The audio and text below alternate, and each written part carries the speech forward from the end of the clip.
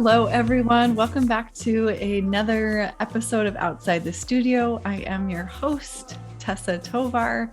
I am really excited to be with you today. I have a very special guest. They're all special guests, but Kori Hahn is here. She's the author of Rituals of the Soul, among many other hats that she wears. She's a yogi, retreat leader. I think you're also a mom too. Am I right in that? Mm-hmm. Yeah. So many hats, very busy lady, and very passionate about rituals. So I think I'd like to start by digging into the book, Rituals of the Soul. Would you mind showing us the cover for those people that watch? Oh, so beautiful. I pulled that up so quickly. You had it right there. Yeah, I did. Using the 8 ancient principles of yoga to create a modern and meaningful life. Yes. So tell me about this title in particular. I love titles so much. I'm also an author, and the first thing I do when I'm writing something is daydream up titles. Yes. So go for it. I didn't come up with this one, but it has been a morphing or it started as the intuition rituals because I was really focused on the science of intuition in the beginning. And then it became the manifestation rituals once I realized that the intuition was guiding us also to manifestation. And then from there, it became like something else. But, I had a book coach who helped me a lot in this process after the fact, once the proposal started. So I had really written the book on my own off intuition. And so she helped me really come together with that old and new concept. Mm-hmm. And I didn't think much about it actually until recently when I just got the book back. And in the past few interviews or podcasts that I've been on, they're like, there's so much in the book that you wouldn't expect from that title, because I talk a lot about my travel experiences, and there's a lot of travel narrative and personal story in there. And but at the end of the day, it is really a well-fit title because you're seeing through my modern life how I've integrated these ancient principles. And so now I really love the title. I love it. I love the artwork too. It really jumped out at me when I saw the proposal from New World Library. I was like, yes, I want to talk to Kori. She sounds really cool, like my soul sister, even though I don't know her. Isn't it all like that in the beginning? Yes, it's so true. I love it. Yeah. So tell me about these 8 rituals and how you came up with why 8? Why specifically 8? Well, the 8 rituals or the 8 ancient principles, as the book title says, is actually the 8 limbs. It's the 8 limbs of yoga. So, and the book is set up really simply also. We kind of walk through each of those 8 limbs. I just don't think limbs is a very modern usable word. We don't use that for any other system. So I think, what do we use? What words do we use for most systems? And it's like, a process and that's what it is. And so here it's the 8 principles, but it's really a stairway or a ladder, if you will, and you can really keep cycling through it.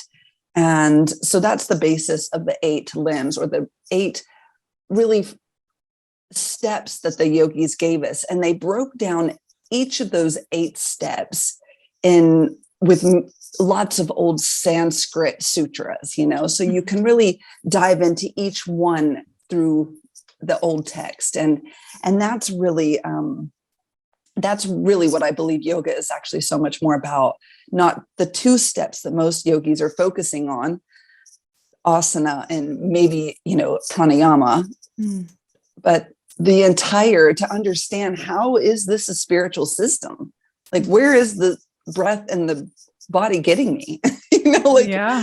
Can we go deeper than that? And that's exactly what I try to help the reader see that they can do through this yogic system, is to precisely that. After you do go into your body and your breath, go deeper, learn to feel. And when you feel all those limiting beliefs and that tough stuff, and like, I want to be an artist, but I won't make any money. Like, you just immediately heard your limiting beliefs. So that's the next step.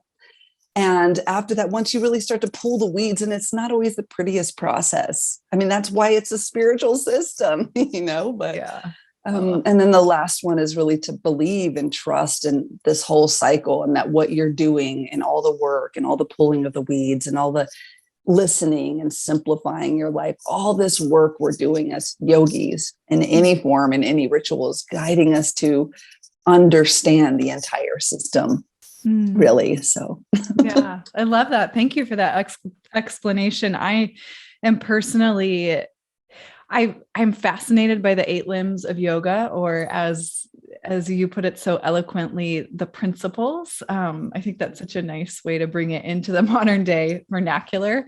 yes. And I'm always struck by the placement of asana and pranayama in, and I don't know, this is a twofold question, or kind of like pondering that I often have that I want you to react to too. And that is, number one, that asana and pranayama are like in the middle of the 8 principles.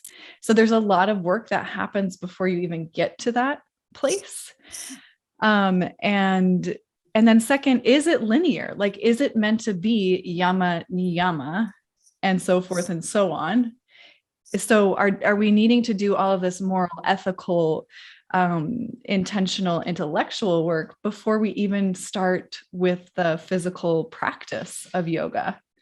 What are your thoughts on that? Love this. I love this. It's so fun. I've talked to a lot of meditation teachers, but not like someone who really understands yoga. So this is really fun question. I have goosebumps everywhere. But good. I honestly believe that the yamas and the niyamas are just like the 10 commandments, and you frame them and you put them on your wall and you remember that.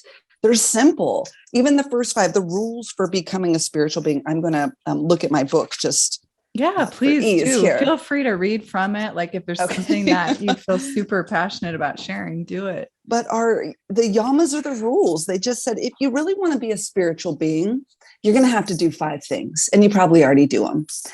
Be kind, ahimsa, don't harm. Be honest, don't lie, satya. Don't steal, asteya. Respect your body and life is sacred. Really know you're worthy. What are you doing if you don't believe you're worthy? Brahmacharya, and simplify, minimize, don't be wasteful. Aparagaya. And I might even pronounce those wrong, and that's okay, because that's what we do in our modern world. We don't say every Sanskrit word correctly. It doesn't make me not a great yogi. It just, so I got so into those details for so long. But that is simple. My dad does that. My mom does that. You do that. I do that. So we could almost put that away. You might need to come back to it to remember how, maybe I'm not simplifying as much as I could, or, you could come back and look at it, but you don't have to worry too much, in my opinion. And then you have the niyamas, which are virtues. And I love these. It took me a while to get my fingers in the soil here of what's really happening, but these are virtues. And okay, so you talked a little bit about astrology in the beginning. I'm have so much Libra energy, and I'm a stellium. So I can tend to have a hard time making decisions. Oh my gosh. I'm right there with you, Kori. Yes. Okay, tell me about this. So in one way, it's such a positive thing, because we're open to so much, obviously open into the spiritual and the mystical and occult. But at the same time, there's this, which way do I go all the time? And I believe these niyamas are helpful for that. And especially in the topic that I discuss in the book, which is dreams and chasing dreams. How do you know which dream is really for your soul? And these niyamas will help you with that. There's sacha, cleanliness, which is, clean the body with exercise, clear it out. If what you're going to do is going to help you become a cleaner person, mind, life, that's good. Go towards that, Contentment, santosha. If it makes you happy, do more of it. It's so simple. It feels good to you. Do it as often as you can. Do more of what makes you smile. Then you have tapas, the third of the niyamas, which is burning passion, enthusiasm, excitement. And that just makes life exciting. Makes you want to chase your enlightenment, in a sense, if you follow that. And then you understand how the system works. And study of the self. Constantly, is this going to help you learn, who am I? By doing this dream or going in this decision, and trusting in the universe. Energy and frequency are scientifically proven influential powers. And just learning what your spirituality is, even if it's just gravity and air and oxygen and water. What are we made out of? Those 3 elements. You at least can give credit to that in the beginning and grow from it. But so I think if you print those and put them on the wall. You can get started. And that's where I actually, in the book, guide my readers to begin at that asana practice. But I don't see asana like most Western teachers, I believe. There's one sutra out of 200, and it says, make your asana, your posture, comfortable and steady. Mm-hmm. What is all that other stuff, Tessa? Yeah. What is going on? Like, what is all that? So you're telling me the Iyengar and the ropes and the Ashtanga with the legs behind the head and the vinyasas 2, 3, 4, up, down. Like, what? That was just later. You know, they just came up with stuff to keep people. But what does yoga actually mean? It means the cessation of the fluctuations of the mind. If anything, yoga should really be based around your mental state of health, not your physical. But how often do we talk about that? Like for 12 years, I was so obsessed with my Ashtanga practice.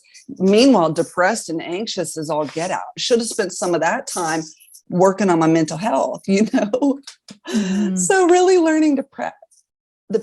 I see asana as learn to get comfortable and steady. Here we go. We're going to start a practice right now. And it's going to be hard and it's going to be challenging, but find where you can make the time in your body, in your schedule, and sit down, make some space. I honestly believe asana only means create space in your life, and let's move in that space. And then you learn to breathe and concentrate. And so then we move into the limbs. But so I guess I don't believe that. I mean, of course they say there's karma that will lead you to this knowledge and to being like becoming aware and alert to this, you know, any kind of spiritual teaching that comes across your way. But yeah, I guess I feel like you can start, all start with asana, but some people just get stuck in that first stage wanting perfection before they move on. And like you said, you asked actually a second part of that question was, so then do we see it linear? And with practice, no. So 5 years later, after coming up with this concept, and I'm just an average human, I'm not, you know, I don't know how to levitate or anything. So like, I'm very average, but like, yes, I can see now which stage of the 8 I need to integrate, you know, and so I can see it not linear, but as very interconnected. And I think that this becomes really powerful way to practice yoga, in my opinion, when you start seeing the whole concept in this functioning purpose. Yeah, absolutely. I love that. I think there's so much, I think you're right. There's so much emphasis, especially in our modern day kind of commercialized version of yoga, on the asana being the thing to perfect and the thing to focus on and the thing that is most important.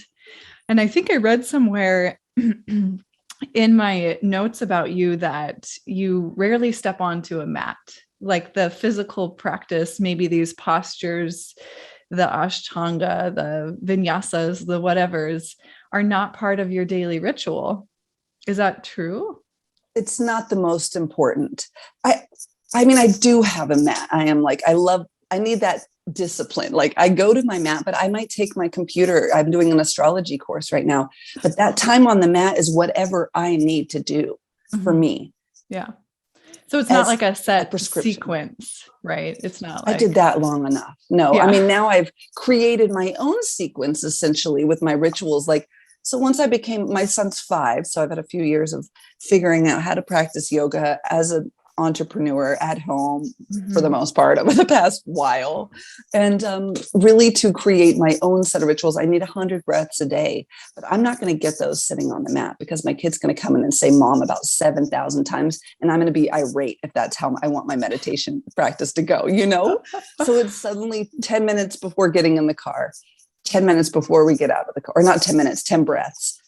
So just really integrating it as much as I can. And that way I can stop and be alert to exactly what that one sutra about asana says. I can look into my body, my posture, and say, am I comfortable right now? How do I feel? What's going on here? And keep using my practices to really find clarity and truth in myself and do all the things, work that needs to happen as compassionately as possible in that space.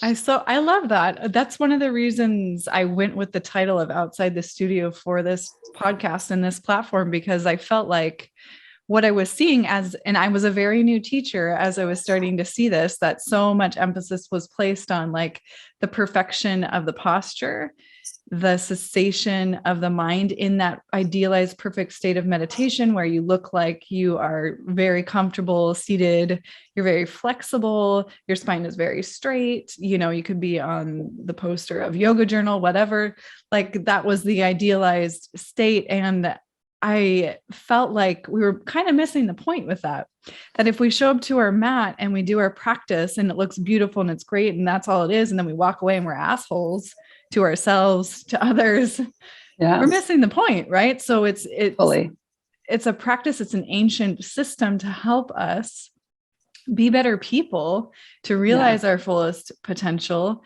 out there in the world in real time. It's not like we have to become monks and go, hide in a cave and meditate all day, although that, is a thing that some people do and feel called to do. And I'm not negating that in any way. Right. I just think I love that that's your approach of integrating here. I can have 10 breaths. And this is like a reminder to pause and check in with myself. And, realistically, our life is a lot different than it was 5,000 years ago when the sutras were written, or when the development of asana was being added onto, because you're right. It wasn't like Ashtanga and Vinyasa and all of these practices was a thing. They didn't have mats. I mean, that's what I really mean by even that, comment that I can practice yoga all the time and never step on my mat, is that they didn't have mats. It wasn't a thing, I love that. And they went, I think, with real struggles. Like if you could imagine, I thought about this a lot, and maybe I'm like slightly psychic, but I always have this vision of like a woman with a child, and she goes into the yogi, this man that she sees as such wisdom, and he lives at the temple, and she says, I can't stop worrying about my child or about death or about this. How can you help me? And I believe that's really how it got started. They were these medicine people, and they were really in touch with their intuition. And that's how we know so much about the sciences. In fact, that's what led us to cosmology or, astrology, or even holistic medicine, the systems of Ayurveda. They came up with these as more people asked them for help.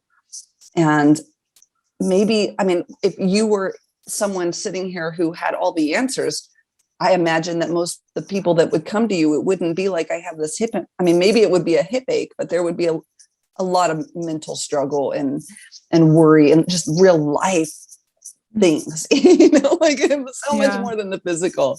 Yeah. I love that. It also has me thinking about the concept. You might be familiar with the text, the Hatha Yoga Pradipika. Yes. I always say that wrong. Pradipika. Speaking of Sanskrit terms and ways to pronounce it. So, but in that system of Hatha Yoga, it's a start with the gross and a movement to the subtle. And at least from my understanding of reading, I've kind of like skipped around in it, but from what I understand is that it's easier for us to understand this physical meat sack that we live in as a starting point of a microcosm to a macrocosm. So my understanding of that Hatha yoga system is that the reason we start with the body is it's because it's our machine, it's our tool, it's our mirror for how we're experiencing emotions and relationships and how we show up in our life. Once we've got that kind of dialed, then we can start to move into the subtle body stuff. That's my understanding of it anyways. But I think you're right. As you go through the 8 steps, they're becoming more subtle. You're absolutely right. Even the first 2, I said, print it out and put it on the wall. Can't be much more tangible and societal than that. Then you want to take it a little deeper. You go into yourself. You look at yourself. Then you go to the breath. Then you go into the energy level layers, which is pratyahara. Then you go into the psyche and the unconscious psyche where the limiting beliefs are and the self-shaming dialogue and those ingrained, they call them in Buddhist sankharas, or just conditioned ways that, our inner child stuff, all that stuff lives there. And once you start to work that out, that's why I think the point of the dreams are, because the dreams like highlight all that inner psyche work that we have to do. And once you However, you do the work there. That's when the Nicole LaPera, her amazing book, How to Do the Work, like you could put that book right into that chapter, and there is so much of this, what we're talking about in our modern times with unconscious, belief systems and inner child programming. Like that also fits into this book, even though it's never really talked about in the yoga scene like that.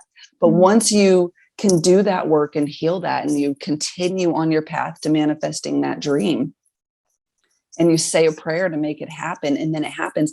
I mean, in so many ways, we can even look at that, like you say, in the microcosm of the physical postures we make. Like my first crow pose, I was so scared, right? And I was like, oh my gosh. So I had to make space. I had to create a comfortable, steady position to get ready. I focused my breath, I saw how I felt. And then there was like, oh my God, I'm going to fall on my face. Had to overcome that. Yep. I had to trust in myself and believe that I could do this. And then I did it. And that's even the 8 steps in one posture. So you can see in how it does start in the tangible and the physical, and goes much, much more energetic, somatic or unconscious, whatever you want to call it, but unseen essentially. Well, there's so many different directions I want to go, because you touched on pratyahara and then moving into dharana and dhyana and samadhi, which I don't often feel like, at least in my trainings that I've done, I feel like we get a very cursory skim over, and it's so hard to articulate those types of ideas, concepts, practices, that I'm kind of want to converse with you about that, so that we could have more of a tangible, I mean, you just wrote a book, which I'm sure it gives us some definitions, or maybe ways that we can conceptualize these ideas. So yeah, maybe I'll start there. Okay. Yeah, let's do that. Cool? And that is, you're right. Just like me, it blows my mind that we teach a yoga teacher training and it's all focused on asana. Yeah. It's all focused on the Hatha Pradipika, like you said, and other ancient books would come, or much more modern, like Swami Satsananda. Those were 21st or maybe 20th century, but not that long ago. Whereas Patanjali's Yoga Sutras are much older, and they spend a lot of time on these last 3 stages, most of the book.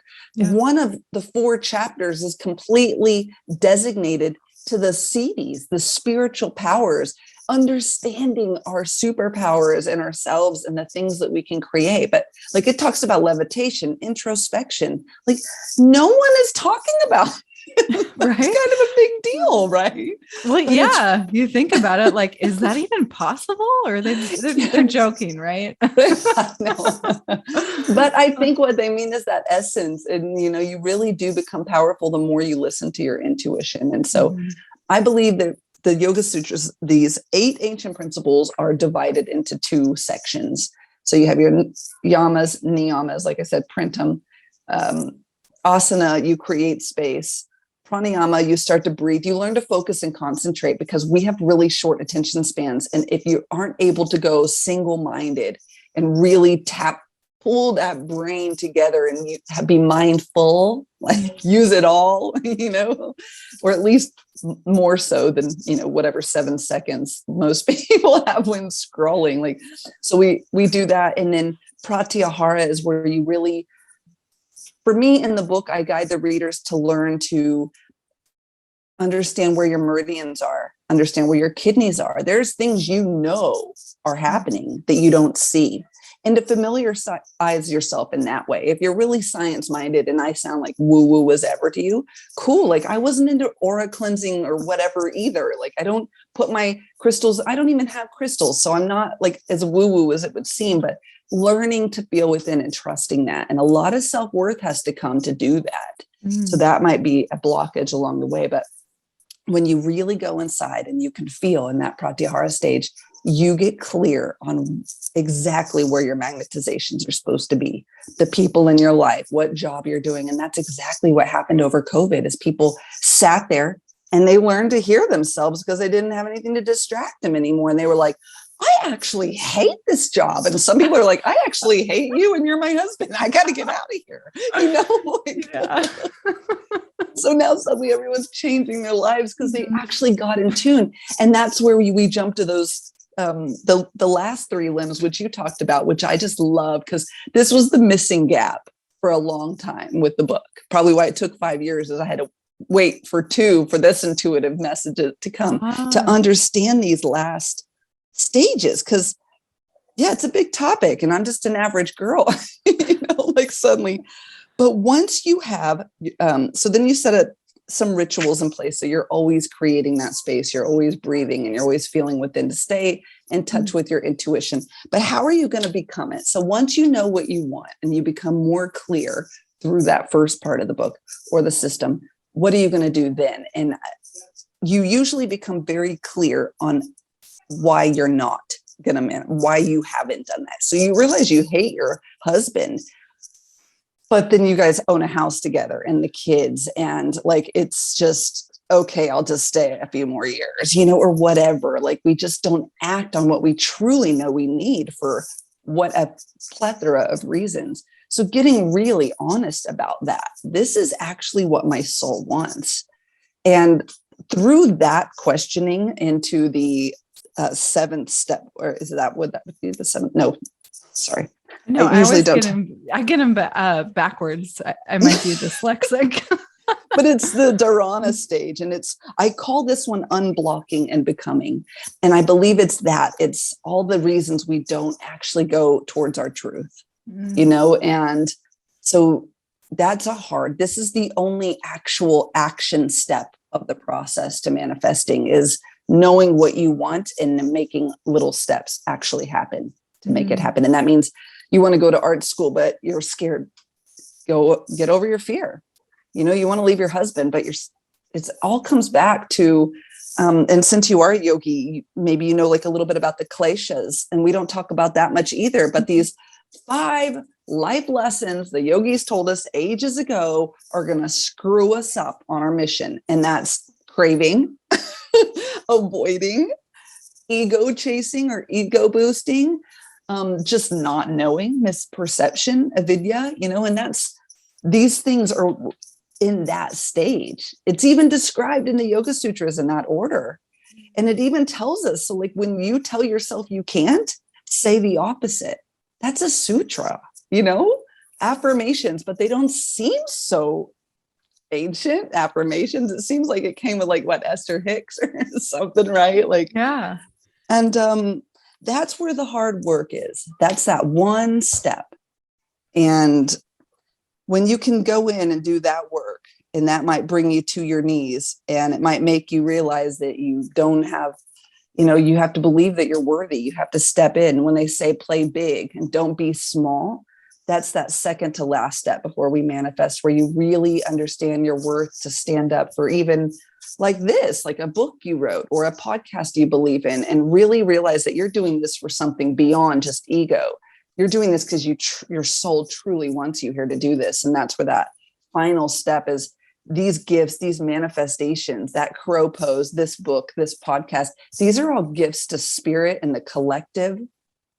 This is not about building ego. And if you can give that away at that last step, you surrender. And that's what they say, right? You quit trying to know when the time is, how it's going to happen. You just let it happen. And then you get to asamadhi, which is samadhi with seed. You've manifested something. From the seed, you grew your flower. And as you go through that process time and time again, and you start to see all the different layers of it, they're pretty simple, really, now that you know how it works, then you can, your dream can become enlightenment. Why couldn't it? Yeah. And you could actually manifest that too. Samadhi without seed. Mic drop moment. It's so inspiring. I think we get stuck in the fear state of, I think it's twofold. It's getting stuck in the fear state of making that leap and trusting that you're making using air quotes, right decision. And and not wanting to have regrets. At least that's a big one for me, because like you, I'm really open to all possibilities. There's almost like information overwhelm or decision fatigue that comes in. And I always find myself questioning, well, how do I know this is the right decision? How do I know I'm not going to regret this once, it feels good now, but I could change my mind. I'm human, right? Yeah. Yeah. And then, the fear state of, I don't want to make this decision from a place of fear. I want to make it from a place of intuition and soul and heart. And that soul and that heart and that intuition state it's so much quieter than the ego mind. Like speaking in terms of kleshas, the ego is just so loud. And I remember I think it was my first teacher training I did. Our teachers, when we got to studying the kleshas, she was like, you're going to feel like you're on your path and you're building some momentum and you're going to start to see things change in a big way. And then that's when the kleshas are going to show up. That's when you're going to hit all of those roadblocks and feel like you've taken 500 steps backwards, or you're hitting your head against a brick wall.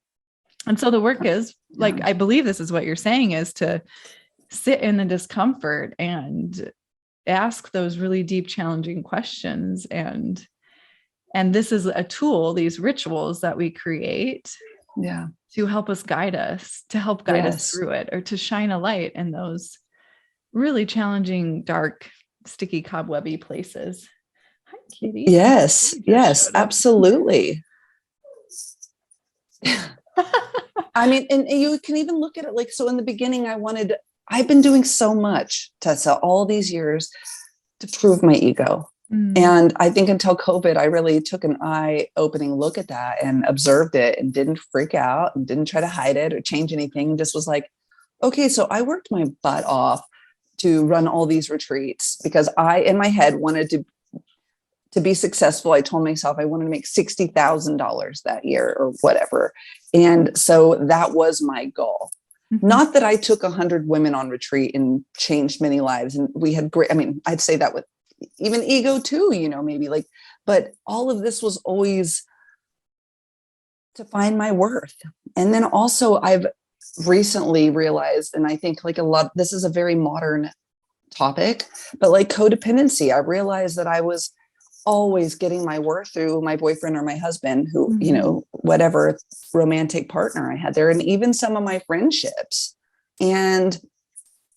or how many likes, and all of that is revealing ego. So so much, even though that helped me realize this 8 steps, and we will do things for ego. Sure. And you could even use this 8-step manifestation process to grow your ego, essentially, mm-hmm. But hopefully through it, you start to see where it's ego, just like you said, and you could gain this discernment by softening the ego's voice a little bit, or at least being able to navigate through it, because you're right, it is loud. And I think that's speaking loudly for the insecurity and the lack of self-worth within, really. It's so many of us are moving through, figuring out. Yeah. I also think there's validity to that voice, in that you talked a little bit about the patterns of childhood and the unconscious. That voice is there to protect us. That voice is there to say, hey, be careful. You don't want to get hurt. You got to protect yourself. So it's not that it's not valid. It's not that it's not helpful. It's just that it goes unchecked so often, and it's under that line of awareness. I love Tara Brach talks about she talks about being under the line of awareness and the states of consciousness. And when you bring something up to that line of awareness, then you can look at it more clearly, and you get to make a more conscious decision about whether or not you're going to question it or believe it. Oh, Kitty. If you're watching, you can see my kitty just loving on the mic. So I totally agree with you. I think it's so interesting. It's so valuable. And so I'm wondering we're talking about these 8 rituals in terms of, for those of us that are familiar with Ashtanga and the 8 limbs, but in a practical sense, can you walk me through You've kind of done it already, but will you say it again? Like 1, 2, 3, 4, 5, 6, 7, 8. Sure. So, and I'm going to do it really brief, and then it'll be easier to remember, hopefully. But also, like what you said about Tara Brach, I have this quote, and I don't know why I've come to this like so much lately, but in chapter 4, it says, and it's a Jiddu Krishnamurti quote, and he says, "If you begin to understand what you are without trying to change it, then what you are undergoes a transformation." Like all you have to do is watch yourself self-loathe and be like, that's really not helping my cause, and slowly stop doing it. Like for years I was overdoing all that. Like, that's what I'm doing. I'm a self-loather. I'm going to do 5 online courses on self-loathing and read 3 books. And it was just like, just breathe and try not, when you're doing it, start self-loving, or like, but making it so much more soft than I'm obviously such a type A person, and like, but it's just so helpful. Like you said, just the awareness really will do everything. So that's it. That's all you really have to do. And it will all kind of work itself out. It worked for the Buddha. His ritual was breathing, and he did it 13 years. He sat there and he breathed and he asked, who am I? And learned to separate his mind from how he felt. And he was enlightened. He's also a yogi, But okay, so the 8 steps, here we go. So the first one is the yamas, and that's the rules. And then you have the niyamas, which are the virtues, help us make decisions from now. And that is really, I come to that a lot. Like you, I don't know where to go, what to do. Come to those niyamas of which practice or which way is going to help you align with most of those or all of those. And there's your answer.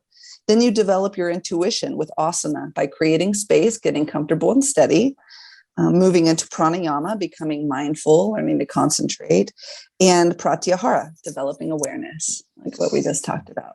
Once you've done that, then you can start acting on your intuition, which is dharana, unblocking and overcoming challenges, and dhyana, believing in yourself and trusting in the universe. Then you're left to manifest your dream, samadhi. At some point, the time isn't really up to us. So whenever that happens, it happens. But yeah. And that's it. Those are what I believe the 8 principles to be in that system. Mm-hmm.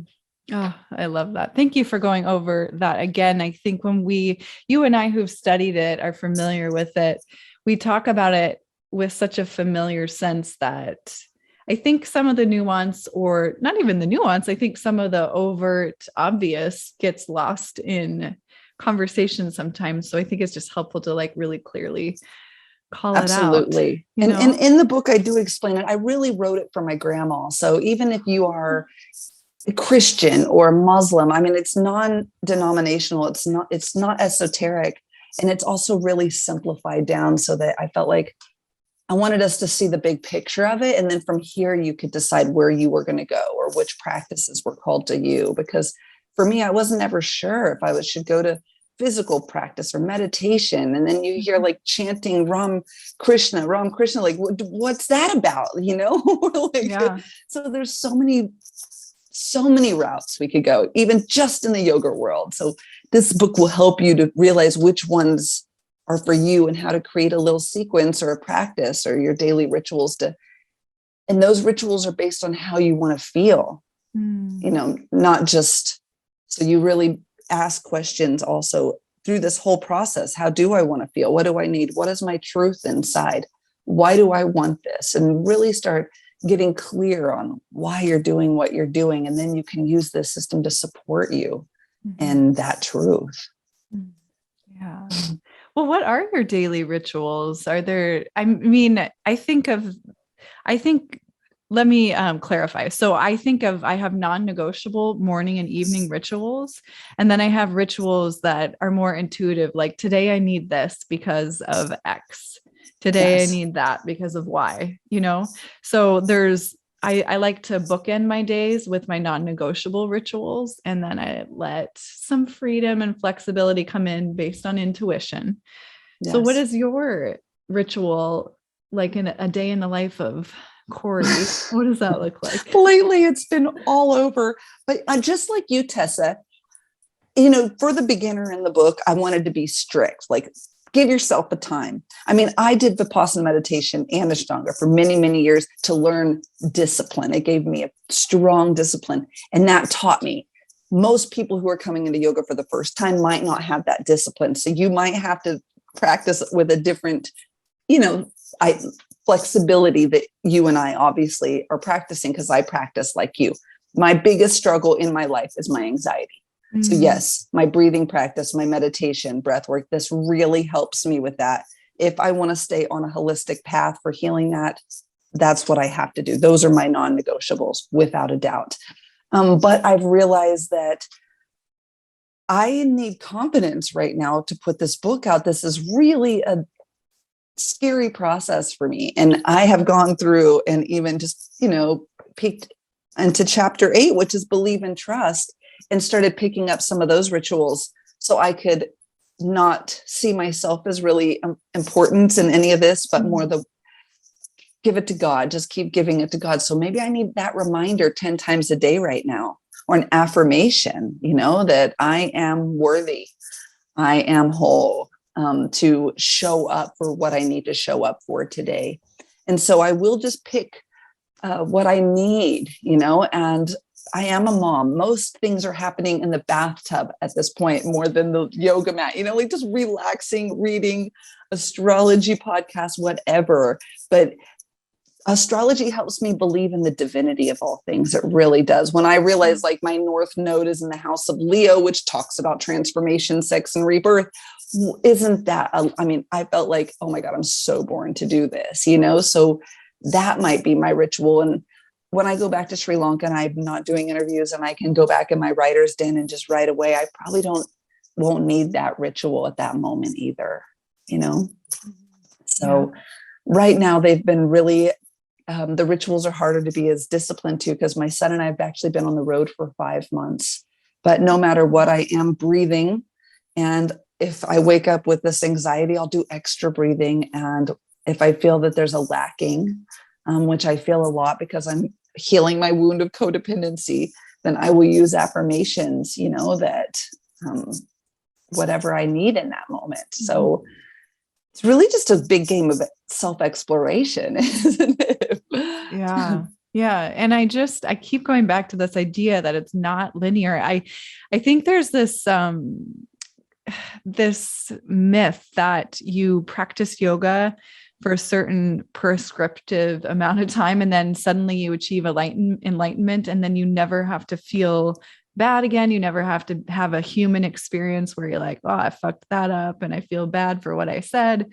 I think there's like this misnomer about what this practice does for us and what the end goal is. Is it perfection, or is it the ability to embrace your humanness in all of its messy and beautiful glory, right? Or is it somewhere in between? I don't know. I think that we're so used to seeing these beautiful, perfect images of yogis in these very impressive poses, or hearing these very inspiring stories about people achieving some level of greatness or success or notoriety based on their practice. But I feel like we're doing ourselves a disservice by putting people on a pedestal in that way, because we don't understand what's going on behind the lens of being a human being and having a human experience, right? It's not all perfection.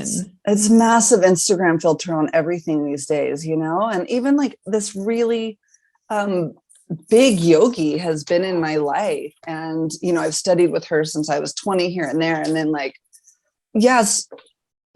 asked her just to endorse my book, just to give me a quote, and people can do whatever they want for whatever reasons, but I found it to be like hard to accept that these Instagram yogis, a couple, didn't actually want to help me out in the end. If I was paying to go to their retreat, they answered an email within a day, but even years later. And I was just thinking like, yes, but I look at my yoga teachers nowadays as the books I read. And, maybe I read like so I'm working through codependency. Terry Cole's Boundary Boss is amazing, or like Mark Groves. But then if I want to learn about other things, the goddesses in Hinduism, I'll get Sally Kempton's books.